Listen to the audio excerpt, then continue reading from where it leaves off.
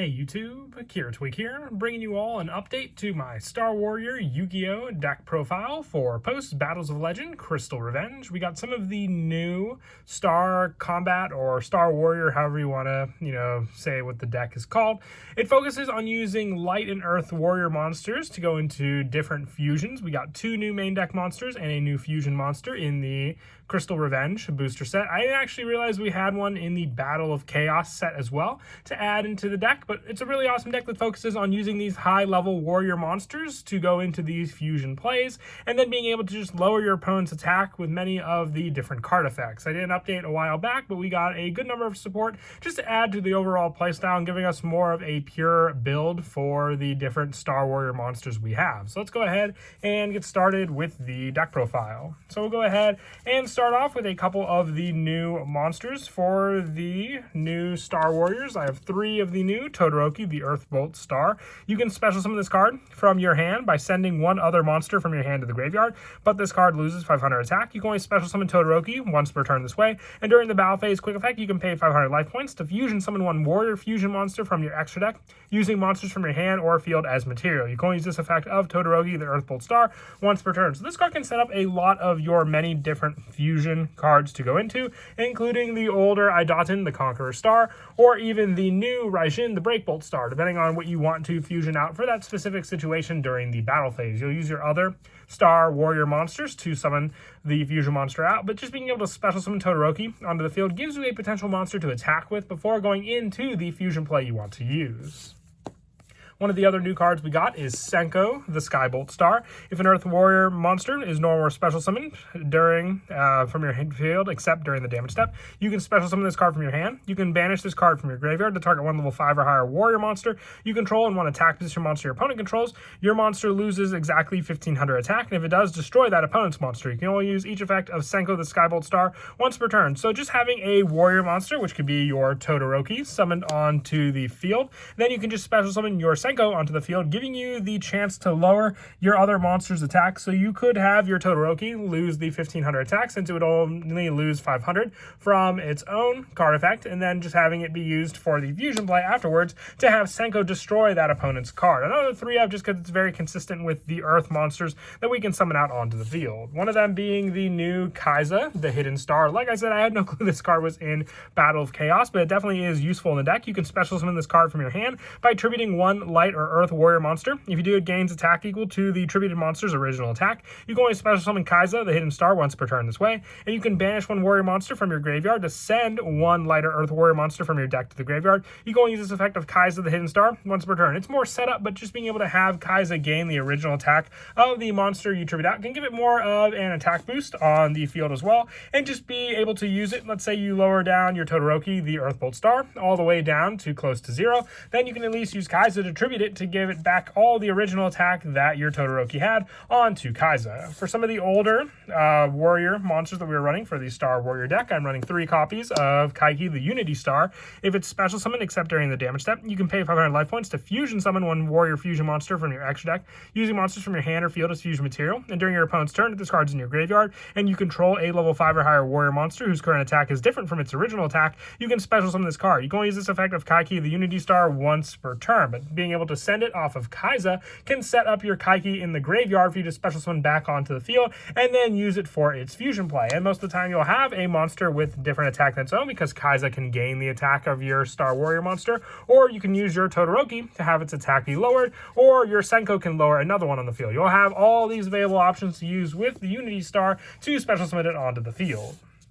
I also run 3 copies of Tenma, the Sky Star. If only your opponent controls a monster, or if you control an Earth monster, you can normal summon this card without attributing. If this card is normal or special summon, you can special summon one level 5 Earth Warrior monster from your hand. You can only use this effect of your Tenma, the Sky Star, once per turn. And once per turn, when your opponent activates a card or effect that targets a warrior monster on the field you control, quick effect, you can make this card lose exactly 500 attack, negate the activation, and destroy that card. So the level 5 Earth monster can also work well with Kaiza being being a level 5 Earth Warrior monster, to summon out onto the field, giving you a special summon of that monster from your hand onto the field for you to use, and also being able to be used with our last star monster which we run, which is our Hayate the Earth Star. Just running 2 copies of this card if only your opponent controls a monster, or if you control a light monster, you can normal summon this card without attributing. If this card is normal or special summon, you can special summon 1 level 5 light warrior monster from your hand. You can use this effect of Hayate once per turn, and once per turn when your warrior monster is targeted for an attack, you can make this card lose exactly 500 attack and negate the attack. So it's a little more situational than cards like Tenma, since Tenma can stop, actual monster effects. The battle play with Hayate doesn't work as often, and for the fact that you're relying on your hand when you can have cards like Tenma and Kaiki rely on the graveyard for their special summons, give you a little more consistency if your hand is kind of lacking with cards for you to use. And then for some of the more generic level 5 options, I also run 3 Overlay Booster. If you control a monster with 2,000 or more attack, you can special summon this card from your hand in face-up defense position. You can only special summon Overlay Booster once per turn this way. And during your turn, except the turn this card was sent to the graveyard, you can banish it from your graveyard to target an Xyz monster you control, and that Xyz monster gains 500 attack for each Xyz material attached to it. So we do run a few Xyz monsters in this deck, so giving us that option does make Overlay Booster useful for that, but just giving us another monster on the field to use as well as a special summon target, and then more extra deck resources. I also run 3 King of the Swamp, just being another searcher for our go-to spell card if we don't rely on the actual Star Warrior monsters to go for the fusion plays. Like if we don't have our Kaiki or our Todoroki, then we are limited to what we can do for the fusion play, so being able to use King of the Swamp is just another searcher for our polymerization always helps. I also run 2 copies of Battle Guard Cadet. I really do like this card. All Battle Guard monsters, it's really irrelevant for the play,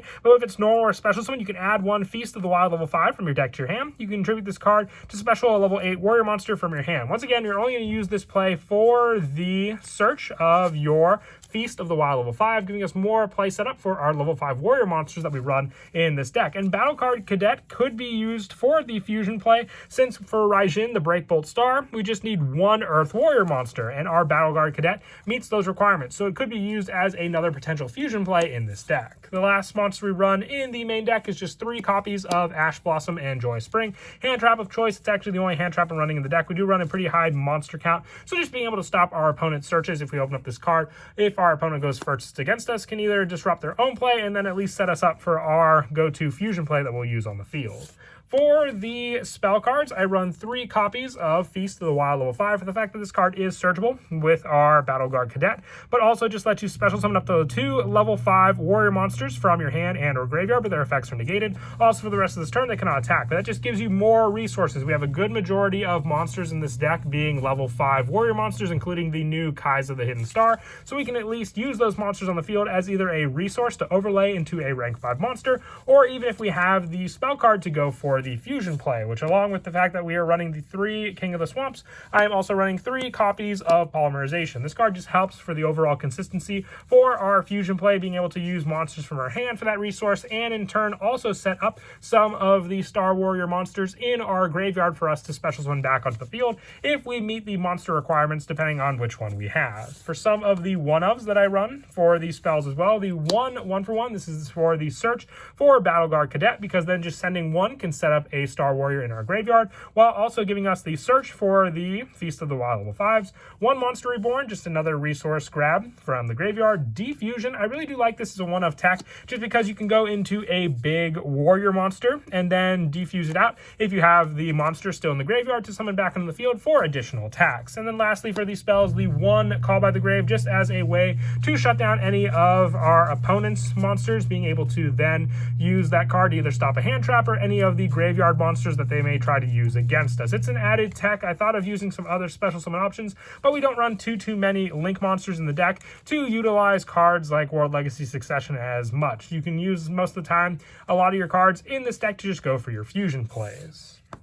And then for the last part of the main deck, just 2 copies of Battle Guard Howling. 1 a warrior type monster you control is target for an attack or by an opponent's monster effect. Target 1 face-up monster your opponent controls, inflict damage to your opponent equal to the original attack of that face-up monster, and you target with this card. If you do, return to the hand. So it bounces the card and inflicts some burn damage against your opponent, and also could protect your other warrior monsters that you have on the field thanks to this card. That is it for the main deck. We'll now move on to the extra deck. From the new Crystal Revenge booster set, I run 3 copies copies of Raijin, the Breakbolt Star. It needs 1 level 5 or higher Light Warrior monster and 1 Earth Warrior monster. So you have the level 5 or higher Light Warrior monsters taken into effect with the cards. Even using Overlay Booster, you could fusion summon this card out by using your Battle Guard Cadet and your Overlay Booster if needed. These two cards meet the requirements for summoning out this card out onto the field. And if this card attacks a defense monster, inflict piercing battle damage. And if this card battles an opponent's monster without a level, any damage this card inflicts to your opponent is doubled. And during the end phase of this card is in the graveyard, because it was destroyed by battle or card effect and sent there this turn, you can target 2 level 7 or lower warrior monsters in your graveyard to special summon them. You can only use this effect of Raijin, the Breakbolt Star, once per turn. So as another special summon target, you could summon out Battle Guard Cadet off of this card if you don't have any of the Star Warrior monsters to target for its play. This card is meant to play off of the fact that the character who used this deck lost to Dark Rebellion Xyz Dragon, since the other monsters focused on levels. So getting around the fact that it works with cards that don't have levels, you can use it with Link monsters and also cards like Xyz monsters to go for double damage. I also run 2 copies of Idaten, the Conqueror Star. You need 2 level 5 or higher warrior monsters to make this card. If it's fusion summon, you can add 1 level 5 warrior monster from your deck to your hand. You can only use this effect of Idaten, the Conqueror Star once per turn, and once per turn you can discard any number of cards. This card gains 200 attack for each card discarded, and once per battle during damage calc, if this card battles an opponent's monster with an equal to or lower level, quick effect, you can make that opponent's monster attack 0 during the damage calc only. So you have Idaten to focus on the monsters with levels, and then your Raijin to focus on the monsters that don't have levels. It's a little more specific since you need level 5 or higher monsters to make this, so you'll rely on a good number of your Star Warrior monsters to make this fusion. The last fusion we run is your Shura, the Combat Star. With this card, you need 1 Idaten, the Conqueror Star, and 1 level 5 or higher warrior monster. Once per turn during the battle phase, quick effect, you can make the attack of all face-up monsters your opponent control 0, and once per battle. If this monster battles another monster, any damage calc, quick effect, you can make that monster battling gain attack equal to this card's level times 200, which it has a pretty high level focus because of it. So very, very useful for that to rely on as well. And you can special summon 1 Idaten, the Conqueror Star when this card is sent to the graveyard.